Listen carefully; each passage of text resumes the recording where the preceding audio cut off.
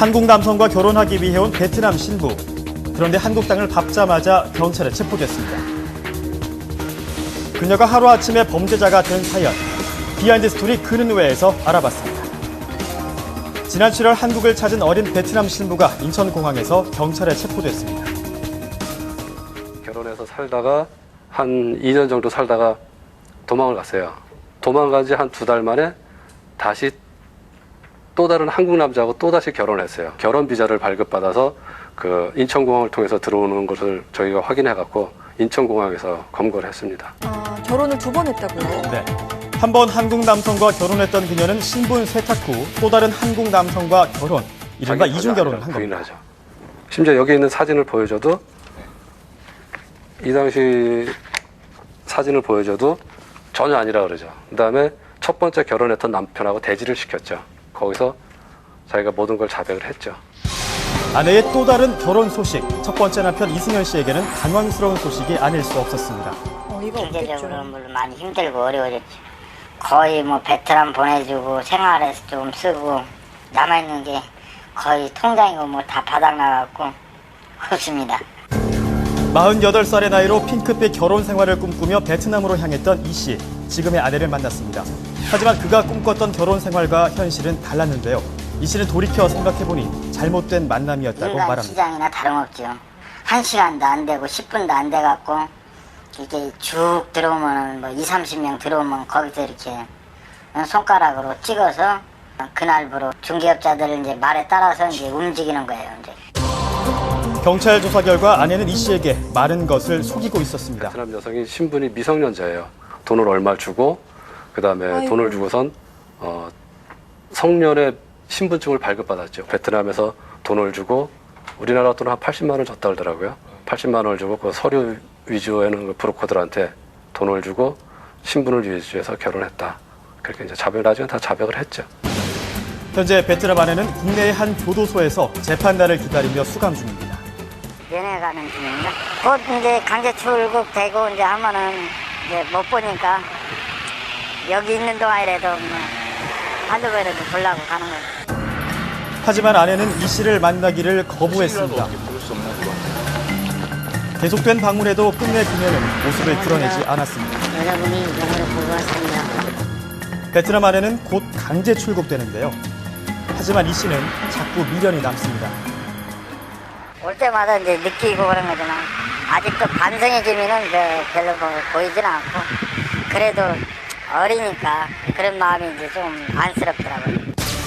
바야흐로 대한민국은 다문화 가정 100만 시대. 국제 결혼은 해마다 늘어나고 있습니다. 지난 4년 사이 4배나 증가했는데요.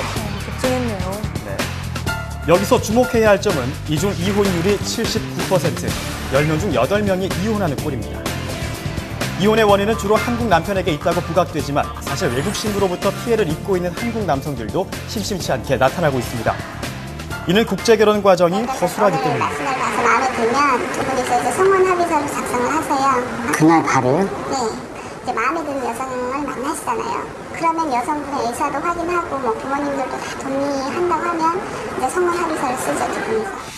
돈만 있으면 모든 것이 해결됩니다. 현지 가가지고 회원님이 또 개인적으로 쓰시는 용돈이랑 신부님 용돈 좀 주고 와야 되잖아요. 그럼 개인적으로 쓰는 비용은 별도고요. 본인이 또 쓰시고 이제 뭐 그 쇼핑도 신부님이랑 좀 해야 되고 하니까 이제 넉넉히. 국제결혼으로 씻을 수 없는 상처를 받은 사람도 있습니다. 일본으로 유학을 다녀와 한때 촉망받는 요리사였던 민수창 씨인데요. 장가 못 가고 있는 걸 또 저희 어머님은 또 안타까워 하시는 거예요. 늦지막히나마 좀 효도를 해야겠다. 그렇게 해서 국제결혼을 결심한 거고. 특별히 결혼의 뜻이 없었지만 부모님께 효도하는 길이라 생각하고 국제결혼을 결심했고 우즈베키스탄 신부를 만났습니다. 결혼 후 3개월 만에 아이도 생겼습니다. 제 2세도 생기고 진짜 제 아들이나 딸이나 이렇게 생긴다는 생각에 또 아주 기분이 좋았고. 하지만 임신한 아내와 방문한 병원에서 청천벽력 같은 말을 들었습니다. 에이즈를 걸렸습니다. 이렇게 말을 하더라고요. 너무 당혹스럽죠. 얼마나 놀랐을까요? 아내는 후천성 면역 결핍증, 이른바 에이즈 환자라는 겁니다. 잠은 못 자고 예? 수십 번이나 저기 뛰어내리고 싶었어요. 엄니랑 같이. 현재 아내는 고향으로 떠난 상태. 아내는 결혼 전부터 에이즈에 감염되는 것을 왜 알고 에이즈에 있었다고 걸렸냐. 합니다. 이렇게 물어봤을 때 그 동생이 하는 말, 전에 결혼 전서부터 걸려 있었다. 그 업체에서는 괜찮다. 아무런 문제될 게 없다.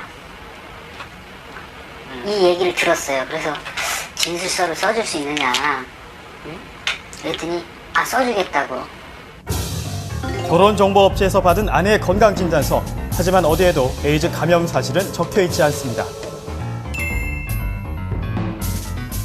지금 결혼해서 와 있는 우즈벡 여자들을 많이 만나봤어요. 그분들 정상적으로 병원 가서 건강검진을 안 받는다는 거예요. 우즈벡 현지에 확인해봤습니다. 신부 되시는 분이 직접 병원으로 가서 검사를 받으셔야 되는데 거기에서 이제 뒷돈을 주고 암암리에 그렇게 진행한다는 얘기는 제가 들었습니다. 대사관에서 지정한 병원이 있습니다. 대사관에서 지정한 병원에서 반드시 건강 검진을 받게 돼 있고요. 민 씨의 결혼을 중개한 업체를 찾아가 봤습니다. 그 나라에서 절차 밟아가지고 결혼해서 서류 밟아서 결혼시켰고 아무런 문제가 없었던 거예요. 근데 에이즈라고는 언제 어디서 그걸 누구도 모르고 했거든요. 알 수 있으면 저도 얘기했어요. 저도 알아보고요. 민 씨 아내의 에이즈 사실이 업체 쪽에서도 당황스럽기는 마찬가지 제가 모양입니다. 만약에 죄를 지었다면 그거에 대한 대가를 받는데 제가 그 사람을 X를 나쁘게 만들려고 했다면 우리가 하면 안 되죠. 그리고 그런 사람이 누가 있을까 세상에? 가게를 운영하며 행복한 꿈을 키웠던 민 씨. 해가면서 같이 일하면서 앞으로 미래를 설계해 나갈 그게 벌써 지금 싹도 피기 전에 다 망가져 버렸습니다.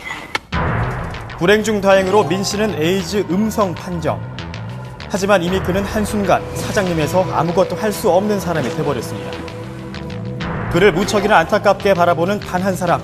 단지 아들이 결혼해 잘 사는 모습이 보고 싶었던 부모의 마음도 무너졌습니다. 에이즈 걸렸다는 것만은 내가 용서를 못해. 난 그것만은 내 아들이 앞으로 어떻게 얼마나 살지 얼마나 밝은 될지 모르는데 내가